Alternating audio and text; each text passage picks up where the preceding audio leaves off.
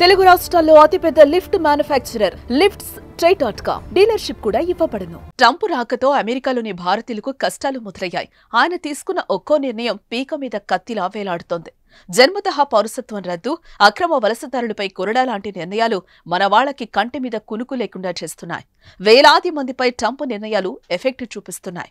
జన్మతః పౌరసత్వం రద్దుపై న్యాయస్థానం నిర్ణయం కాస్త ఊరటనిచ్చినా వీసా నిబంధనలను కఠినం చేస్తామనే ట్రంప్ ప్రకటన భారతీయ విద్యార్థులను కష్టాల్లోకి నెట్టేసింది. వారికి ఉపాధిని దూరం చేస్తోంది.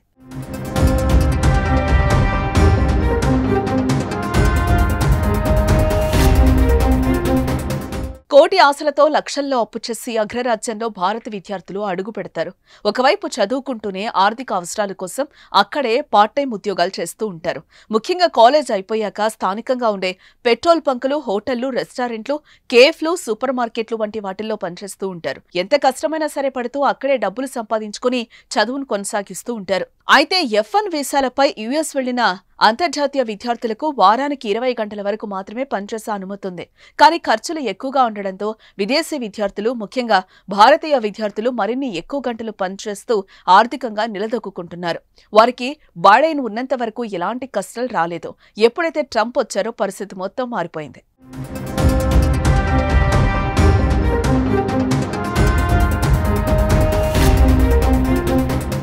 ట్రంప్ రాకతో ఈ ఉద్యోగాలు వారికి ఎంతో అవసరమైనప్పటికీ ప్రస్తుతం వారంతా ఉద్యోగాలు మానేయాల్సి వస్తుంది.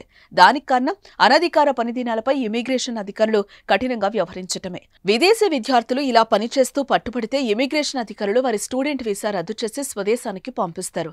ఆ తర్వాత మళ్లీ విద్యార్థిగా అమెరికాలో అడుగుపెట్టే అవకాశం ఉండదు. అందుకే ఎక్కడ తాము స్వదేశాలకు తిరిగి వెళ్లిపోవాల్సి వస్తుందోననే పార్ట్ టైం ఉద్యోగాలు మానేసేస్తున్నారు. లక్షల్లో రుణాలు తీసుకుని చదువు కోసం వెళ్లిన వారి పరిస్థితి ట్రంప్ రాకతో అగమ్య గోచరంగా మారింది. నెలవారీ ఖర్చులకు పార్ట్ టైం జాబులు లేకపోతే వారి పరిస్థితి మరింత దారుణం. ఈ నెల 20న అమెరికా అధ్యక్షుడిగా ప్రమాణ స్వీకారం చేసిన ట్రంప్ అక్రమ వలసదారులను దేశం నుంచి బహిష్కరించే ఉత్తర్వులపై సంతకం చేశారు. మరీ ముఖ్యంగా అక్రమ వలసలు ఎక్కువగా సాగుతున్న అమెరికా మెక్సికో బోర్డర్లో నేషనల్ ఎమర్జెన్సీ ప్రకటించారు.